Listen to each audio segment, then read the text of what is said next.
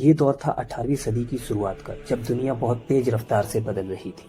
लोगों के विचार बदल रहे थे, जिंदगी जीने के मायने भी बदल रहे थे। कोई भी सिर्फ खाने पीने तक सीमित नहीं रहना चाहता था। लोग अपनी जिंदगी को आसान बनाना चाहते थे। ये यूरोप में औद्योगिक दौर था। इसी दौर में सन 1712 में थॉमस निकमन ने एक इंजन का आविष्कार किया, जो कि ज्यादा सफल नहीं रहा।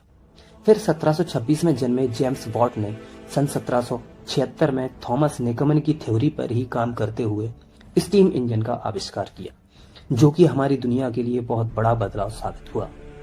इस भाप इंजन के बाद ही वैज्ञानिकों के दिमाग में बिना घोड़ों से चलने वाली गाड़ी बनाने की सोच ने जन्म लिया।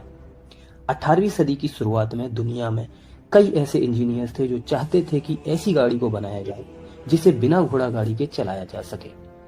इस दौर तक गाड़ियों को सिर्फ जानवरों द्वारा ही चलाया जाता था, और फिर कई इंजीनियर्स ने इस पर काम भी किया, पर कोई सफलता हाथ नहीं लगी। ट्रेन का आविष्कार काफी साल पुराना है और अलग अलग समय में कई लोगों ने अपना योगदान दिया। आमतौर पर जिनका नाम ट्रेन के आविष्कार में गिना जाता है उनका नाम है रिचर्ड ट्रेविथिक, मैथ्यू मूरे, जॉर्ज स्टीफेंसन और ओलिवर इवांस। इन लोगों ने भी जेम्स वॉट के स्टीम इंजन के आविष्कार के बाद ही इंजन बनाने का सोचा था। प्रथम प्रयास पहली बार 1769 में फ्रांसीसी सेना के एक इंजीनियर निकोलस ने भाप से चलने वाली एक गाड़ी बनाई, जो कि दुनिया की पहली बिना जानवरों के चलने वाली गाड़ी थी। यह गाड़ी का चलते समय बहुत शोर करती थी और इससे बहुत सारी चिंगारियां भी निकलती थी। साथ ही इसका वजन बहुत ज्यादा था और इसका खर्चा भी घोड़ा गाड़ी से बहुत अधिक था। साथ ही कुछ दिन बाद इसके चक्के भी टूट गए। यह ज्यादा उपयोगी न होने के कारण इसे शस्त्रागार में डाल दिया गया। दूसरा प्रयास रिचर्ड ट्रेविथिक द्वारा किया गया। इन्हें ही रेलगाड़ी का जन्मदाता भी कहा जाता है। उस समय वो एक युवा मैकेनिकल इंजीनियर थे। उन्होंने काफी प्रयासों के बाद आखिर सन 1801 में लोहे के एक बड़े भाप इंजन बनाने में सफलता हासिल कर ली। इनकी गाड़ी में धुएं के लिए एक चिमनी और गाड़ी में कुछ पैसेंजर्स के बैठने के लिए जगह बनी हुई थी। इनकी बनी हुई गाड़ी रेल तथा सड़कों दोनों पर चलने में सक्षम थी। ये गाड़ी जब भी चलती थी तो हिलने के साथ साथ शोर भी बहुत ज्यादा करती थी, इसलिए इसका नाम पफिंग डेविल यानी छुक छुक करने वाला शैतान रखा गया था। जब ये पहली बार पटरी पर चली तो इसे देखकर लोग डर गए थे। बाद में इनकी गाड़ी में कोयले की वजह से आग लग गई थी, परंतु रिचर्ड ट्रेविथिक बहुत साहसी और प्रभावशाली व्यक्ति थे। उनकी गाड़ी में आग लगने के बाद भी उन्होंने हिम्मत नहीं हारी। उन्होंने दूसरी बार सन 1803 में भाप से चलने वाली इंजन गाड़ी बनाई, जिसे उन्होंने कर्नवाल से लंदन तक की सड़कों पर चलाया। इस सफर में गाड़ी के इंजन को काफी नुकसान हुआ।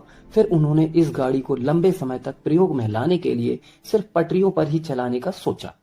इसके लिए उन्होंने एक कंपनी से हाथ मिलाया और कर्नवाल से लंदन तक पटरियां बिछा दी। फिर 21 फरवरी 1804 को एक ट्रेन जिसमें 25 टन लोहा और 70 आदमी सवार थे, उसे रिचर्ड ट्रेविथिक ने खुद 4 घंटे और 5 मिनट तक चलाया था। ये दुनिया में पहला ऐसा मौका था जब इतना सामान और यात्रियों को भाप इंजन से इतने समय तक खींचा गया था। परंतु इस समय रेलगाड़ी को बहुत ही खर्चीला और कम उपयोगी माना जाता था, इसलिए किसी कंपनी ने इस प्रोजेक्ट पर काम करना और फायदेमंद नहीं समझा।